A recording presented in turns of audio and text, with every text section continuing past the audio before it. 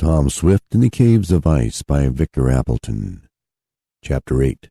A Thief in the Night. Tom Swift hardly knew what to think. He had scarcely believed, in spite of the fact that he was sure Andy had a copy of the map, that the bully would actually make an effort to go to the Valley of Gold. And in that airship of his, too, mused Tom. Well, there's one consolation. I don't believe he'll go far in that, though it does sail better than when he made his first attempt. Well, if he's going to try to beat us, it's a good thing I know it. We can be prepared for him now. Tom, after watching the big vans for a few minutes, turned and kept on toward his home. There was more than surprise on the part of Mr. Damon and the others when Tom told his news. There was alarm, for there was a feeling that Mr. Foger and his son might adopt unscrupulous tricks. "But what can we do?" asked Mr. Swift. "Whitewash him!" exclaimed Eradicate Sampson, who had overheard part of the conversation. "Dat's what I'd do to him, and his father, too. Dat's what I would. First, I'd let my mule Boomerang kick him a bit, and then, when he was all mussed up, I'd whitewash him." That was the man's favorite method of dealing with his enemies, but of course he could not always carry it out. However, after considering the matter from all sides, it was decided that nothing could be done for the present. "Let them go," said Tom. "I don't believe they'll ever find the Valley of Gold. I fancy I threw a scare into Andy, talking as I did about the map." "Well, even if the Fogers do get the gold," said Mr. Parker calmly, "they cannot take away the Caves of Ice, and it is in them that I am most interested. I want to prove some of my new theories." "And we need the gold," said Tom in a low voice. "Don't we, Abe?" "That's what we do, Tom," answered the old miner.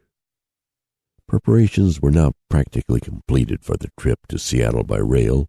Tom made some inquiries in the next few days regarding the Fogers, but only learned that the father and son had left town after superintending the shipment of their airship. "Well, we start today," remarked Tom, as he arose one morning. "In 2 weeks, at most, we ought to be hovering over the valley, Abe." "I hope so, Tom. You've got the map put away safely, have you?" "Sure thing. Are you all ready?" "Yes." "Then we'll start for the depot right after breakfast." The adventurers had arranged to take a local train from Shopton and get on a fast express at one of the more important stations. Goodbyes were said, Mr. Swift, Mr. Jackson, Mrs. Baggert, and Eradicate waving their adieus from the porch as Tom and the others started for the depot.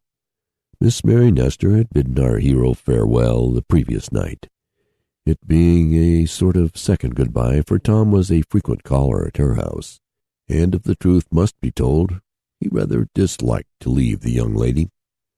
Tom found a few of his friends at the station who had gathered there to give him and Ned bon voyage. "Bring us back some nuggets, Tom," pleaded Arthur Norton.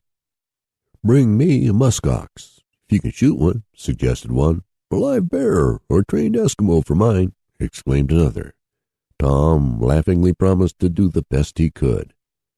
"I'll send you some gold nuggets by wireless," said Ned Newton. It was almost time for the train to arrive. In the crowd on the platform, Tom noticed Pete Bailey. "He must feel lost without Andy," observed the young inventor to Ned. "Yes, I wonder what he's hanging around here for." They learned a moment later, for they saw Pete going into the telegraph office. "There must be something important for him to wire about," observed Ned.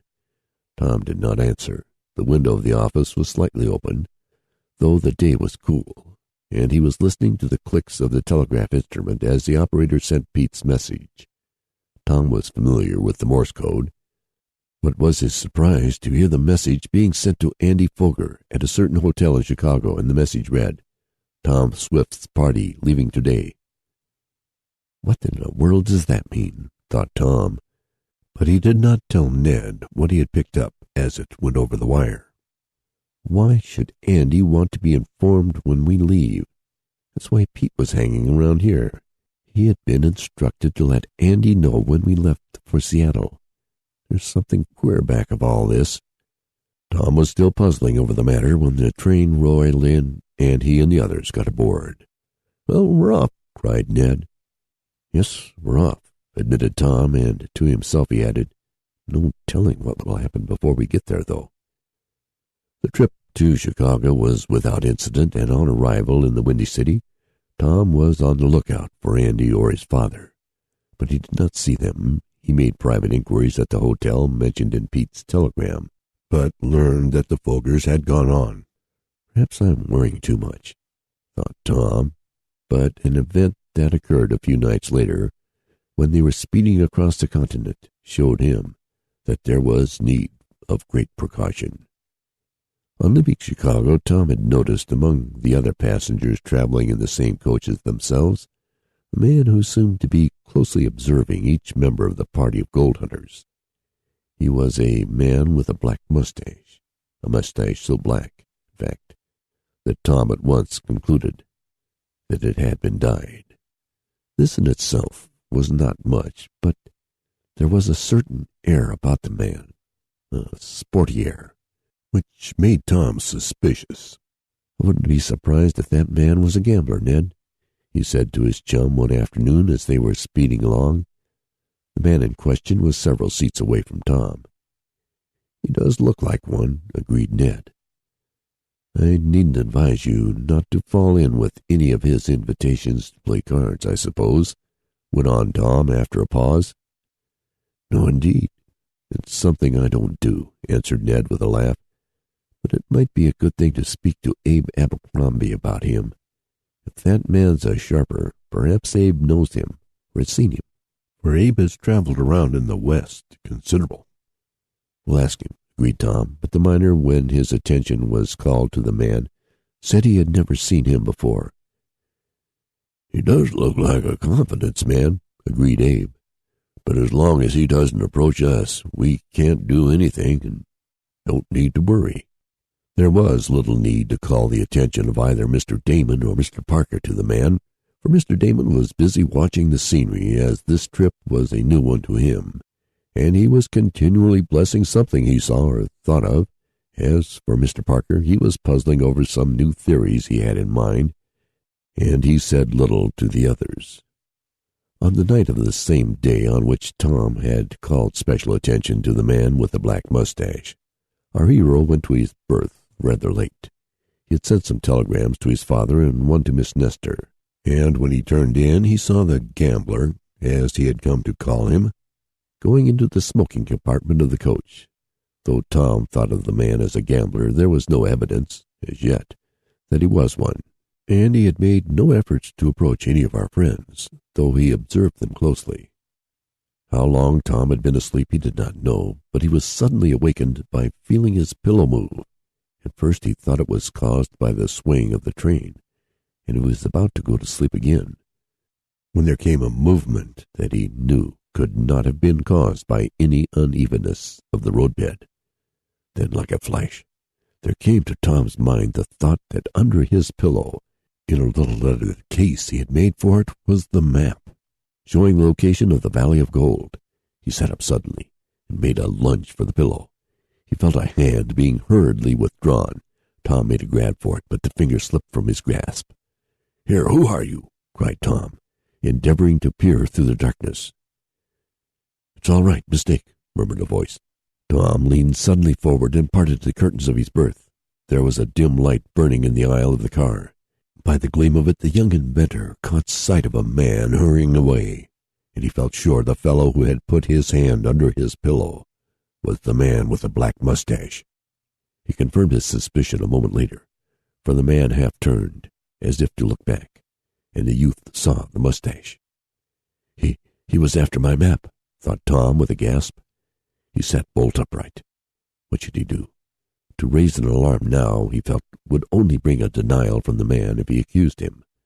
There might also be a scene, and the man might get very indignant. Then, too, Tom and his friends did not want their object made known, as it would be in the event of Tom raising an outcry and stating what was under his pillow. He felt for the map case, opened it, and saw in the gleam of the light that it was safe. "He didn't get it anyhow," murmured our hero. "I guess I won't say anything until morning, though he did come like a thief in the night to see if he could steal it." Tom glanced to where his coat and other clothing hung in the little berth hammock, and a hasty search showed that his money and ticket were safe. It was the map he was after, all right, mused Tom. I'll have a talk with Mr. Damon in the morning about what's best to do. That's why the fellow has been keeping such a close watch on us. He wanted to see who had the map. Then another thought came to Tom. If it was the map he was after, he whispered to himself, he must know what it's about.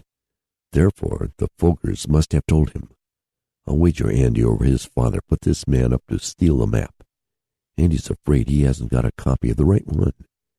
This is getting more and more mysterious. We must be on our guard all the while. Well, I'll see what I'll do in the morning. But in the morning the man with the black mustache was not aboard the train, and on inquiring of the conductor, Tom learned that the mysterious stranger had gotten off at a way station shortly after midnight. End of chapter 8.